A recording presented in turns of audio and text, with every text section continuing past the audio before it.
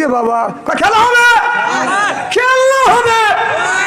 কয়দিন পাবলিক এই খেলার কথা শুনবে? কোন যেই কইছে খেলা হবে এই কথা শুনে পাবলিক যখন খেলার জন্য রেডি, তাকাতে হচ্ছে পেলোয়ার নাই কি পলাইছে, আবার পলাইছে বলেছে, আবার বলছে কি বলছে, কই তারেক জিয়া কই, সে যদি বাপের বেটা হয়ে থাকে বাংলাদেশে আসো।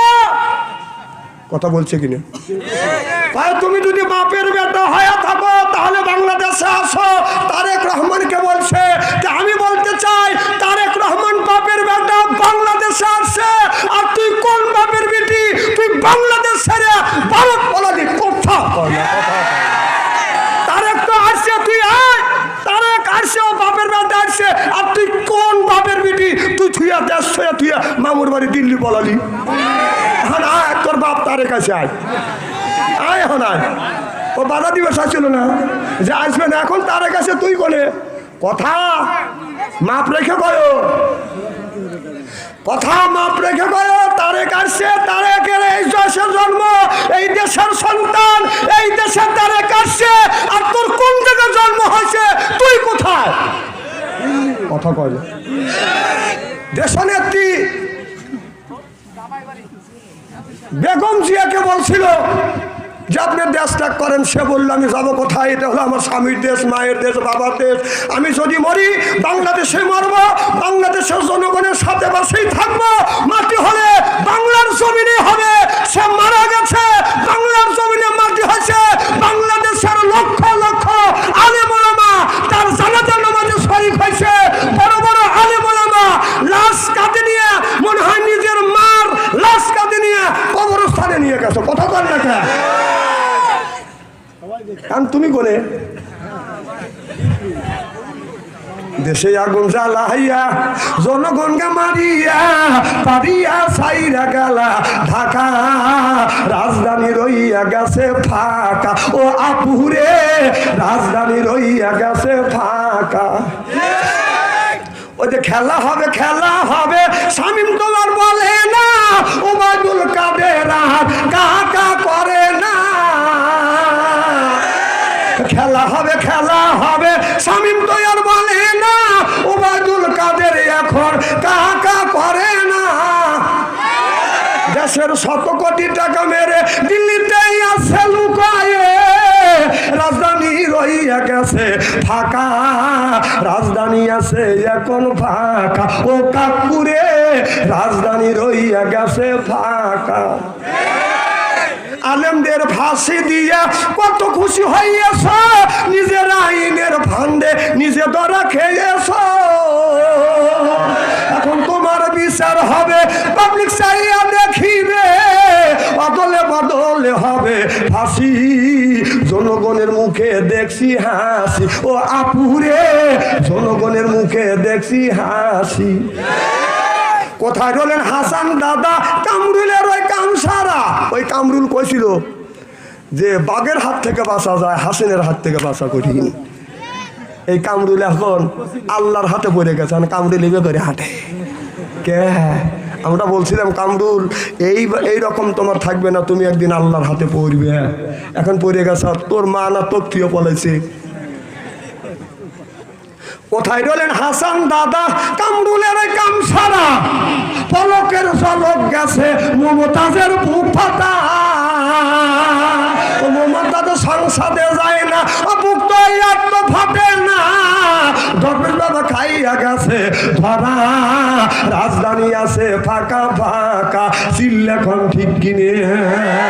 এখন আমাদের এই দেশে খেলা দেখাইয়া, খেলার টিম দিয়া তিনি আর বাংলাদেশে নাই, দিল্লির বাদন অসুস্থ আছে। ওবায়দুল কাদের, কথা কর, ওবায়দুল কাদের উনি অসুস্থ, বলতেছে মৃত্যুর সাথে পাঞ্জা লড়তেছে। বেটার সাহস কি? বেটা বিলে মৃত্যুর সাথে পাঞ্জা লড়তেছে। আসলে আসলে মুইকে ভালো দিবি তুই, আর তুই মৃত্যুর সাথে পাঞ্জা লড়তেছিস। মৃত্যুর সাথে কোনো ব্যক্তি পাঞ্জা লড়তে পারে না। হয়তো বলতে পারে মৃত্যু সজ্জা সজ্জিত, হয়তো ডেক মারতেছে। আর বেটার সাহস কি? মৃত্যুর সাথে পাঞ্জা লড়তেছে, তিনি এভাবে করতেছে, পাঞ্জা লড়তেছে, ডেক করো খেয়া। ভাই কথা কি খারাপ বলতেছি নাকি? হ্যাঁ, উনি দেশে ভালো দেশ একবারে নষ্ট করে ফেলছিল। খালি ভেজাল বাজা গেছে। সেই কাকু ওবায়দুল কাদের এখন অসুস্থ আছে। আল্লাহর কাছে দোয়া করি, আল্লাহ ওবায়দুল কাকুকে তুমি হায়াত দারাজ করো, আমিন কোন। আল্লাহ তুমি সুস্থ দান করো, আগে দোয়া করেন, আমিন কোন। কারণ ওর যদি বিচার না করা হয়, ও যদি এই সময় মারা যায়, কিয়ামতের ময়দানে, হাসরের ময়দানে আল্লাহ যখন বলবে যে বাংলাদেশের হাজার হাজার মানুষ মারছাও, মানুষকে জেলে ঢুকাইছাও, তখন ওবায়দুল কাদের বলবে যে হাজার হাজার মানুষ মারছে, তারা তো আমার নামে আমার বিচার করতে পারে নাই। এই কথা যেন হাসরের ময়দানে বলতে না পারে। এই জন্য আল্লাহর কাছে বলি, আল্লাহ ওকে সুস্থ রাখো, ও সুস্থ রাখো, ও বাঁচে থাক। বাংলাদেশের মানুষ ওর বিচার একদিন করবে করবে করবে, কথা বল না কে? আর ওদের পরিবার বলছে সে অসুস্থ আছে, বাড়িতে চিকিৎসা দিচ্ছে দিল্লির। আমার কথা, দিল্লির চিকিৎসা দেওয়া লাগবে কে? সেটা সে বাংলাদেশে নিয়েছেন, বাংলাদেশের মানুষ ওর চিকিৎসা দেবে। আমরা ওর চিকিৎসা দেবো, যেখানে সুই ঢুকানো দরকার ওখানে ঢুকাবো। ও নিয়েছেন এখানে, না না ইঞ্জেকশন না দিলে তো ভালো হবে না, কি কর? ও ইঞ্জেকশন কোন জায়গায় দেওয়া লাগবে, কোন রোগে দেওয়া লাগবে, এটা আমরা জানি। কারণ আমরা এই সম্পর্কে পড়াশোনা করছি। কারণ এই যে মা বোনদের পেটে বাচ্চা হয়, সিজার হয়, এ দোয়াও আমরা জানি। আপনার এই পৃথিবীর সর্বপ্রথম সার্জানিকাল ডাক্তার ছিল ইমাম তাহমুর রহমাতুল্লাহ আল্লাহর মা হযরত আবেদা খাতুন। যেরকম সুবহানাল্লাহ। ইমাম তাহমুর রহমাতুল্লাহ আল্লাহর মা ওই জামানার মধ্যে বড় একজন ডাক্তার ছিলেন।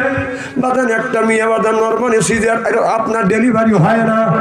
এখন আপনার ডাক্তারে নিয়ে বাদান পরামর্শ করলেন এই মেয়েটাকে আপনার পেট না কাটা পর্যন্ত এই বাচ্চাটা বাদান বের করা যাবে না। আর যদি পেট যদি না কাটা যায়, মাকেও বাঁচানো যাবে না, বাচ্চাটাকেও বাঁচানো যাবে না। এবার আপনার প্রায় 50 জন ডাক্তার বাদান টিম বসলেন। ডাক্তাররা বাদান হরান হয়ে গেলেন, আমরা তো কোনোদিন সিজার করিয়া পেট কাটতে পারি নাই, কোন জায়গা কাটা লাগবে। হযরত ইমাম তাহমুর রহমাতুল্লাহ আল্লাহর মা হযরত আবেদা খাতুন কোরআন শরীফ হাতে নিয়ে লেখা আছে, আপনার কোরআন শরীফের মধ্যে লেখা রয়েছে এমন একটা জায়গা আছে, নাবির বাম পাশে 4 আঙ্গুল নিচে আপনার একটা জায়গা আছে, 2 আঙ্গুল নিচে বাদান ধরার ঠাই আছে। ওই জায়গা বাদান আপনার ফেস দিলে বাদান বাচ্চা বের হবে। ওয়াহামালুহা ইনসান জরুয়া, আপনার নাবির বাম পাশে 2 আঙ্গুল নিচে বাদান এই জায়গা যদি ফেস দেওয়া যায়, আপনার 4টা পর্দা আছে, এই পর্দা কাটলে বাদান বাচ্চাটা বাদান বের হবে। এই পৃথিবীর সার্জারিক্যাল ডাক্তার হযরত আবেদা খাতুন ইমাম তাহমুর রহমাতুল্লাহ আল্লাহর মা আপনার কোরআন শরীফের এই আয়াতটা আপনার তাফসীর করে দেখেছেন। ওয়াহামালুহা ইনসানা জরুয়া, সিল্লাল্লাহু আকবার। আর আমাদের দেশে ডাক্তাররা তো খালি ঠেলিয়া পেট কাটতে পারলি টাকা পায়।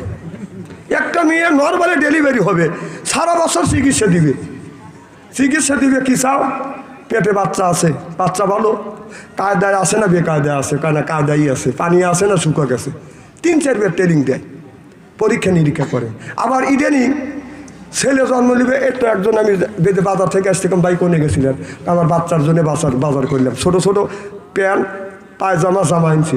কম আপনার পোলা হয় চুকাবে, কেন হুজুর পোলা হয় না, কম তাহলে এগুনি কা হুজুর 15 দিন পরে হবে। কথা বোঝে না রে, 15 দিন পরে ছেলে আসবে, অর্থাৎ সন্তান দুনিয়া আসবে। সন্তান দুনিয়ায় আসার 2 সপ্তাহ আগেই মা বাবা বাজার করতেছে। কথা কোন কাছে আসা জানো? মার বাবা যায় নিজে যায়, নিজের পেটের সন্তান এখনো দুনিয়ায় আসে নাই, তার জন্য মা বাবা যা বাজার করে আনতেছে, মার্কেট করে নিয়ে আসতেছে। মার্কেট করে নিয়ে এসে আনার পরে তা বাদে উনি যায় অপারেশন করে বাচ্চা বাই করছি। আমি এই যে ভালো মানুষের যে রুগী বানায় মেয়েদেরকে, মেয়ের যখন পেট কাটা হয় অর্ধেক রুগী হওয়া যায়, স্বামীর সংসার করার অযোগ্য হওয়া যায়। এই স্বামীর সংসার করার অযোগ্য বানানোর মূল নায়িকা হলো মা আর মেয়ের বড় বোন। কথা কম যে আমার মেয়ের অপারেশন করা লাগবে, সিজার করা লাগবে। তা আমার কথা হলো যে জামাইদেরকে বলবো, জামাইরা শোনো, যদি তোমার বউকে যদি রুগী বানানোর জন্য তোমার শাশুড়ি পামদার বলে আমার মেয়েকে সিজার করার লাগবে, আপনি ডাইকে ঢুকে নিয়ে আপনার শাশুড়ি কাকে সিজার করবেন, তো কাকে সিজার করবে? তুই আমার বউ রুগী বানাবি? যুবক কি তখন আমি দেখতেছি কয়েক বাপ, আমি তো বারে বার বলে নিছি যে একটা আঙুল তুলবে। ও না না এতক্ষণ তো যে মিস কল দিছে সেগুলি তো তুমি রিসিভ করছো। না না প্রেমিক তুমি একা না, আরো প্রেমিক এখানে আছে। কত বল না এই মোবাইল আছে দেশটা জাহান্নামের দ্বার বন্ধরে নিয়ে গেছে। কত বল না কে এই ছেলেরা প্রেম করতে করতে প্রেমের সেঞ্চুরি করছে। কত বল প্রেম প্রীতির জ্বালা মোবাইলের মেলা, এখন আর চিঠি লেখা লাগে না। ছেলে সারাটা জাগিয়া ফোনে কথা বলিয়া লেখা পড়াইয়া ছেলে ভালো লাগে না।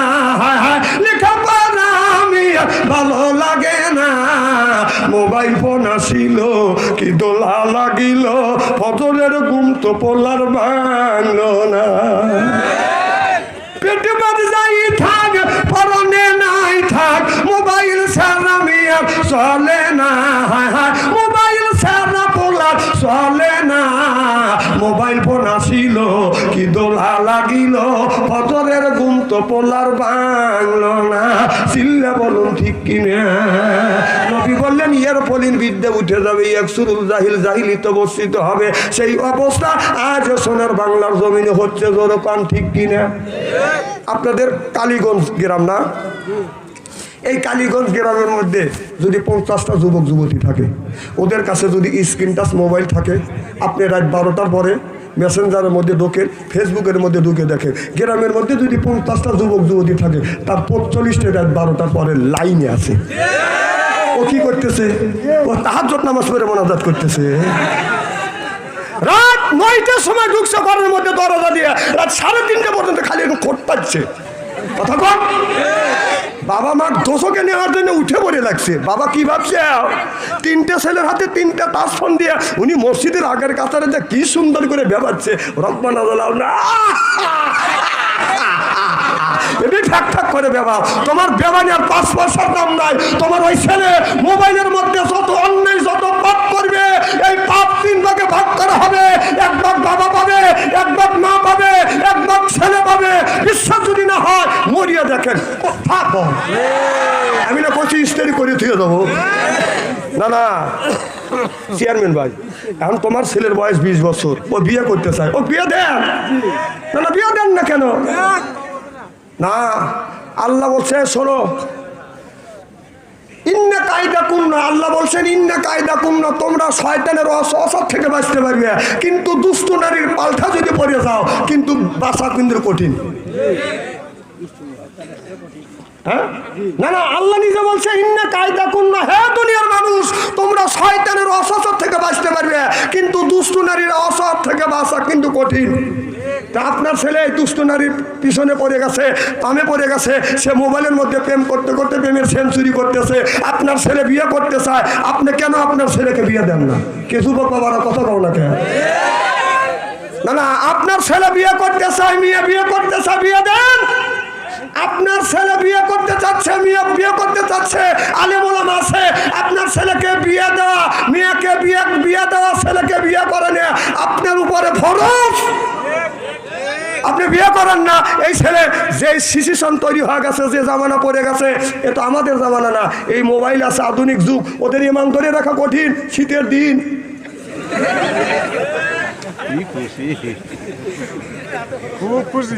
না না বাবা, যারা ছেলের বাবা আসাল, কোরআন শরীফ আমার হাতে, বুকে নিয়ে বলতেছি, ছেলে বিয়ে করতে চাচ্ছে, মেয়ে বিয়ে করতে চাচ্ছে, আপনি বিয়ে যদি না দেন কিয়ামতের ময়দানে আল্লাহর আদালতে জবাবদিহিত করতে হবে।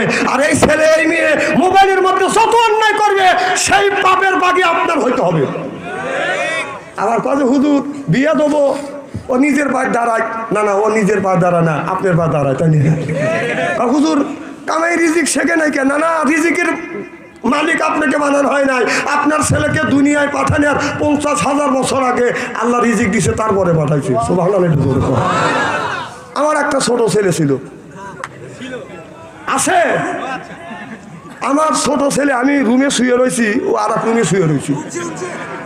তো আমি তো জানি না, ছেলে বুঝাইতেছে যে আমি লায়া কইছি, ছেলে 15 বছর বয়স, কিন্তু এমন দেখা যাবে 20 বছর বয়স হয়ে গেছে। আমি রুমে শুয়ে রয়েছি, আর এক রুমে শুয়ে থেকে গান গাচ্ছি। আমার বড় বেটা বিয়ে করেছে, ওর শালি যে নেই তা আমি জানি। ও তখন গান গেতেছে, আমার বড় ভাইয়ের শালি নাম ছিল তার রানী, 3টে বছর ঘুরাইলো কেন আমারে, হায় হায় 3টে বছর ঘুরাইলো কেন আমারে। আমি চিন্তা করলাম যে ছেলের সাথে তো মারামারি করা যাবে না, ও তো বড় হয়ে গেছে, এখন কিভাবে আপনার এটা প্রতিশোধ নেওয়া লাগবে। তখন ওর সুরের সাথে সুর মিলিয়ে, ওর গানের সাথে তালের সাথে তাল মিলে আমি বললাম, আমি ভালো কইরেই জানি নাই তোর বড় ভাইয়ের শালি, এত বড় মিথ্যা কথা কলি রে বেটা, এত বড় মিথ্যা কথা কলি। ফুকটি দিয়ে দিতে বেটা নাই, খালি ফাটাস একটা আওয়াজ হচ্ছে। আওয়াজ হচ্ছে, আমি আনুমানিক করলে মুখে দরজা খুলে দৌড় দিছে, যা দিতে যে কথা সেই কাম। বেশ না আছে ছেলে নাই, নাই নাই 2 দিন 3 দিন পর ওর মা করলে তুমি এমন এক কাম করতে হও। ছেলে ডাকি ঢুকে নিয়ে আইসি, ছেলে ওকে হাত দিয়ে মারা লাগবে নাকি, ওকে এমন মারা মারছে, হাতুড় দিয়ে মারছি। চিন্তা করলাম যে ছেলে এখনো উপযুক্ত হয় নাই, তাহলে ওকে বিয়ে করা লাগবে। বিয়ে করা দিয়ে, ও তো বেকার ছিল, ওকে বিয়ে করা দিছি, আল্লাহ রিজিক খুলে দিছে। সুবহানাল্লাহ তো জোরে কর। এই জন্য আমি নিজে প্রমাণিত, আমার ছেলে 15 বছর 16 বছরে আমি বিয়ে করাইছি, সে বেকার ছিলেন। আমি যখন বিয়ে করা দিছি, আল্লাহ চাইছে যে তুমি পুত্রবধূ বেটার বউ নিয়ে আসবে, তখন তোমার ছেলে রিজিক খুলে দেবো। আমি বৌমা আনছি, বৌমা এসে যখন আব্বা কথা ডাক দিছে, ছেলের রিজিক খুলে গেছে। সুবহানাল্লাহ তো জোরে কর। এই জন্য যারা ছেলের বাবা আছেন, ছেলে যদি বিয়ে করতে চান তাড়াতাড়ি বিয়ে করা দেন। কি যুবক কথা কয় না রে, এ যুবকরা ঠিক আছে তো? আর যারা যুবতী মেয়ে আছে বিয়ে করতে চায়, 15 বছর যদি বয়স হয় তাকে বিয়ে করার, এটা কিন্তু ফরজ। আমাদের দেশে নিয়ম আছে, চেয়ারম্যান ভাই 19 বছর না হলে মেয়ে বিয়ে দিবে দেয় না, 18 বছর না হলে বিয়ে দিবে না। চেয়ারম্যান ভাই এসে বাধা দিবে, এই 18 বছর আগে, এই 18 বছর হয় নাই, বিয়ে কেন দাও? পুলিশ আসবে, 22 জন সশস্ত্র মানুষ এসে বাধা দিবে। আবার একটা যুবক বিয়ে করবে 21 বছরও কম হলে এসে বাধা দিবে যে 20 বছরে তুমি বিয়ে দিলে কে? না আমার কথা ঠিক আছে, তুমি বাধা দিলে, তখন বয়স কম দেখে বিয়ে দিলে না, কিন্তু ওই মেয়ের বয়স যখন 32 হয় কেউ আর বিয়ে করে না, এখন তুই বিয়ে কর। ভাই আমি বলবে পারি কিনা? না আমি বলছিলাম তো একজনে যে বাধা দিলে যখন 18 বছরে আগে বিয়ে দিচ্ছি, আপনি বাধা দিলে বয়সের কারণে বিয়ে হচ্ছে না, এখন কেউ তার পাশে দাঁড়া না। আমার কথা হলো, তুমি তখন সেদিন বাধা দিছিলে, এখন তুই যা বিয়ে কর, কর বিয়ে। বাধা দেওয়ার সময় দিবের পারো, আর এখন বিপদে পড়ছে, বয়সের কারণে বিয়ে হচ্ছে না, আর কেউ তার সামনে দিয়ে যায় না। যেহেতু ঘটক যায়, যার যদি শোনে যে চেয়ারম্যান সাহেব ওই মেয়ের বিয়ের বাধা দিছিলেন, এখন মেয়েটা কেমন? মেয়ে ভালো, কিন্তু বয়স কিন্তু বেশি। ঠিক কিনা বলুন? এজন্য কাজ কাম যা করেন হিসাব করে করেন। খারাপ লাগতেছে মনে হয়, তাই না? জোরকার মার হবা। আর যদি কোনটা খানি আলোচনা করি, শোনার জন্য রাজি আছেন তো? নারে তাকবীর। আমার ভাইয়ের, আমার মুসলমান ভাইরে, আল্লাহর হাবিবের পিয়াম্মতেরা ভালো করে লক্ষ্য করে শুনে না, বলে নিয়ে তোমাদের শুনতে হবে। হযরত লোকমান আলাইহিস সালাম তার সন্তানকে বলে, ইয়া বানাই বুনাইয়া, ও বাবা আকিমুস সালাহ, বাবা নামাজ কাজা কইরো না, নামাজ কাজা কইরো না বেটা, নামাজ কাজা করো না। ও বাবা, তুমি যদি পাপ করো, অন্যায় করো, তোমার এই পাপটা যদি কোনো অন্ধকারে যদি পাপ করো বেটা, এই পাপটা কিয়ামতের ময়দানে আল্লাহর সামনে হাজির করে দিবে। এবার বেটাকে সুন্দর করে বুঝ দিচ্ছে, বেটা তুমি নামাজ কাজা করো না। আমরা যারা বাবা আছি কোনোদিনও সন্তানদেরকে বলি না, বেটা তুমি নামাজ কাজা করো না।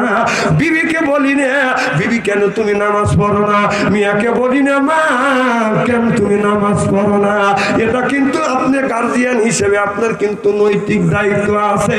এবার লোকমান আলাইহিস সালাম বলে, ইয়া বুনাইয়া আকিমুস সালাহ, বাবা নামাজ কাজা করো না। চিল্লাকন আল্লাহু আকবার। হযরত লোকমান আলাইহিস সালামের ছেলে বলতেছে, আব্বা আমাকে কিছু টাকা দাও, আমি ব্যবসা করব। তো বাবা বলল, বাবা আমার কাছে তো টাকা নাই, তবে আমার একটা বন্ধু আছে অমুক দেশে, সেই বন্ধুর কাছে যাইও, আমি অনেক কটা টাকা পাবো, স্বর্ণ অলংকার পাবো, তিনি যদি দেয় ওখান থেকে ওই টাকা যদি দেয় নিয়ে এসে ব্যবসা করে খাও। তো ছেলেটা বললো বাবা তাহলে আমার বিয়ে দেওয়া, আমি যাই। তো বললো বাবা যাও, তবে একটা কথা শোনো, যাইতে যাইতে একটা বটের গাছ পাবে, বটের গাছের ওখানে যখন বসবে একটা মুরব্বীর সাথে তোমার দেখা হবে, মুরব্বী যা বলবে সেই কথা তুমি শুনবে, তোমার মঙ্গল হবে। আর যদি মুরব্বীর কথা যদি না শোনো তোমার অমঙ্গল হবে।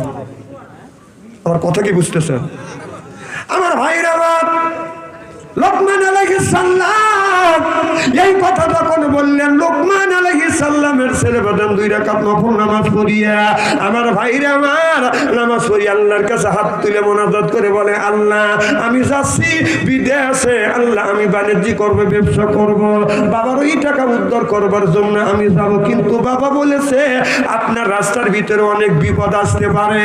আর যাবার সময় বাবা বলেছিল, বেটা তুমি নারীর প্রেমে পড়িও না, নারীর প্রেমে বলে বাবা তুমি কিন্তু ধ্বংস হয়ে যাবে।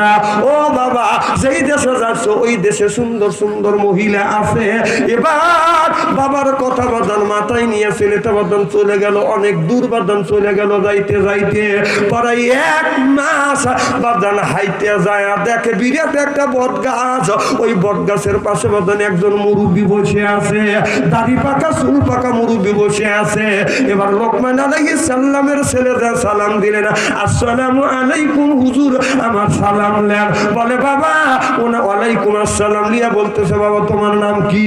বলে হুজুর আমার নাম এটা, আমার বাবার নাম হলো হযরত লোকমান। বলে বাবা আমি তোমার বাবাকে চিনি, বসো বাবা তুমি এখানে বসো। এবার ছেলেটা বলতেছে, হুজুর আমি ক্লান্ত হয়ে গেছি, হুজুর আমার একটু বিশ্রাম করা লাগবে, আপনি যদি অনুমতি দেন আমি এই জায়গা ঘুমাবো। মুরব্বী বললো বাবা তুমি একটু ঘুমিয়ে পড়ো। ও বাদান আপনার পাত্রে বাদান ব্যাগের মধ্যে কিছু খাদ্য ছিল, এই খাদ্য খাইলো, আবার একটু পানি বাদান পান করবার পরে শরীরটা ক্লান্ত হয়ে গেল। ছেলেটা বটের গাছের নিচে বাদান ঘুমিয়ে পড়লেন। ঘুম থেকে জেগে দেখে এই ছেলেটা যখন বাদান ঘুমিয়ে পড়ছে, কিন্তু ওই আপনার বটের গাছের ভিতর থেকে বাদান বিরাট একটা জোগাড় সাপ বাদান আস্তে আস্তে আস্তে আস্তে হযরত লোকমান আলাইহিস সালামের ছেলেকে বাদান ধ্বংস করবার জন্য। ওই যে মুরব্বী বসে আছে, মুরব্বী মনে মনে চিন্তা করতেছে, এই ছেলেটা তো আমার কাছ থেকে অনুমতি নিয়ে ঘুমাচ্ছে, আমাকে বলছে চাচা আমি একটু ঘুমাই, যদি আপনি অনুমতি দেন।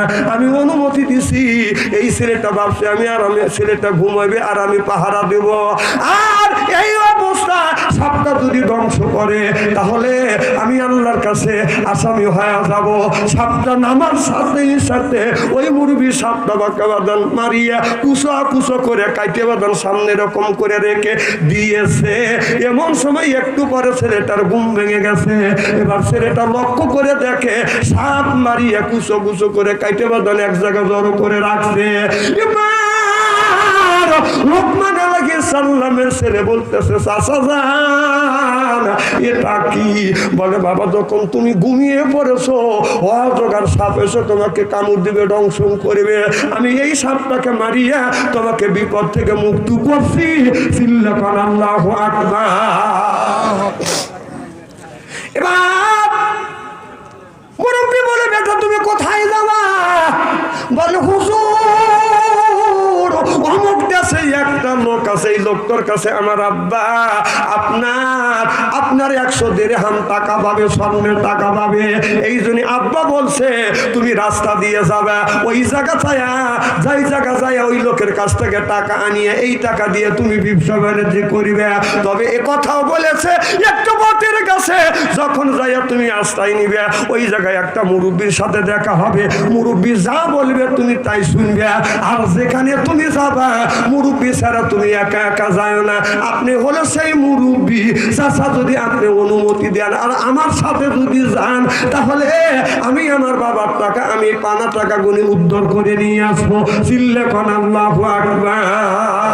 আমার ভাইরা আমার দুজন বসে আছে, এমন সময় একটা যুবতী মহিলা বাদান আপনার কলসি কাঙ্কে নিয়ে রাস্তা দিয়ে বাদান টাচ টাচ করে বাদান হেঁটে যাচ্ছে। এই মেয়েটা এত সুন্দর, দাদানো বাদান সুন্দর। ও বাজান মেয়েটার দিকে বাদান বারবার এই ছেলেটা তাকায় আর বলে, চাচা এই মেয়েটা কার?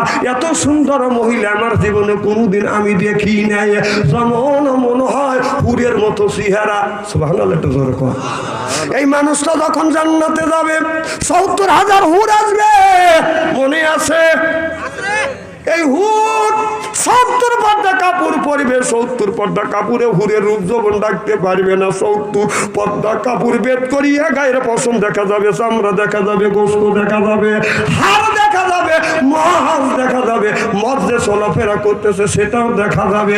৭০ পর্দা কাপড়েও হুরের রূপ যৌবন বাদান ডাকতে পারবে না। আর আমাদের হুর নামে কিছু মহিলা আছে, শর্ট কামিজ লাগাইয়া রাস্তা দিয়ে যায়, পায়ে পরে হাই হিল করতেছে, কিল ঠোঁটে লাগা লোককে পিস দুবো কেড়ে দেয়, বোরখা ছাড়া চলে, পেটও খালি পিঠও খালি। আমি হিসাব করে দেখলাম ওই মেয়েটা অরিজিনাল শয়তানের শালি। যুবকের হাতে খালি সেরে না অলি গলি যেরকম ঠিক কিনে। আমার ভাইরা, আমাদের দেশের মেয়েরা শর্ট কামিজ লাগাইয়া ওরা না উড়াইয়া রাস্তা দিয়ে যায় আর বলে, এই যে আমাদের এসে এই দেখো, আমাদের এসে এই দেখো, দুনিয়া ভুলে যাবে, হায় দুনিয়া ভুলে যাবে। তুমি যে তার সাথে কথা কাও ওটাই ভালো করে জানি, এমন স্টেরি করবো না।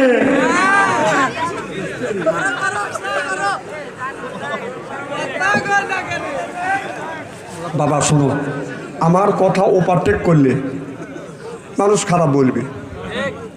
ডান আগে উড়েছে বাতাসে, আর এখন ফ্যানে উড়ায়। ডিজিটাল যুগ, যখন ফ্যানে উড়ায়, ফ্যানে তো বাতাস লাগে বেশি, যেগুনি ডান সেগুনি কাছে পড়ে, আর যেগুনি সিটিয়া দূরে পড়ে, আর যেগুনি আগাইলে কোথায় যায়?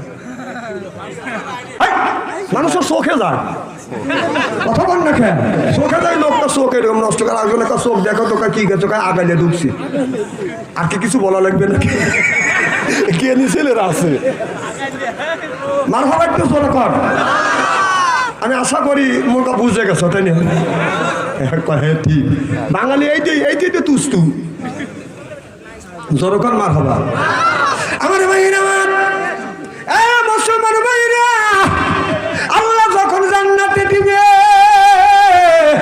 আপনার একটা হুর আসবে। এই হুর আসিয়া এই লোকটাকে বাদান রিসিপশন করে নিয়ে যাবে। আর হুর একা একা আসবে না বাদান, ৭০,০০০ হুর আসবে আপনার রিসিপশন করে বাদান জান্নাতে নিয়ে যাবে। এরপরে বাদান একটু ভালো করে লক্ষ্য করে শোনো, আমাদের দেশে আমরা বাদান ইলেকশনের মাধ্যমে যাকে এমপি বানাই, মিনিস্টার বানায়, চেয়ারম্যান বানাই, এমপি বানায়, ৫ বছর মনে বাদান সিল দিয়ে যাকে বাদান এমপি বানায়। এই এমপি সাহেব যখন ঢাকা শহরে যায়, ঢাকা শহর থেকে যখন বাদান আপনাদের উল্লাপাড়া আসবে, আপনার উল্লাপাড়া আসবে, এই খবর পাইয়া আমরা সিরাজগঞ্জ রোড পর্যন্ত বাদান আগাতে যাই ১০০ খান মোটর সাইকেল নিয়ে, ৫০ খান মোটর সাইকেল সামনে, আরো ৫০ খান মোটর সাইকেল বাদান পিছনে, আর এমপি সাহেব বাদান থাকে সামনে, মাঝখানে, সামনের থেকে সংকেত দেয় পিক পিক পিক পিক। এমপি এসতেছে, কথা কর না কেন? শুধু সাধারণ এই দুনিয়ায় সিলের মাধ্যমে, ব্যালটের মাধ্যমে যারা এমপি বানাইছি, আর ১৭ বছর তো বাদান সিল মারতে পারিনি। আর তখন তো সিল মারা বন্ধ হয়ে গেছে। কি হয়েছে? হাতে পাইটি পাতিপি হৃদয় করে চলাচল, বাঙালির কপাল ভালো আইলো রে বিএন কল।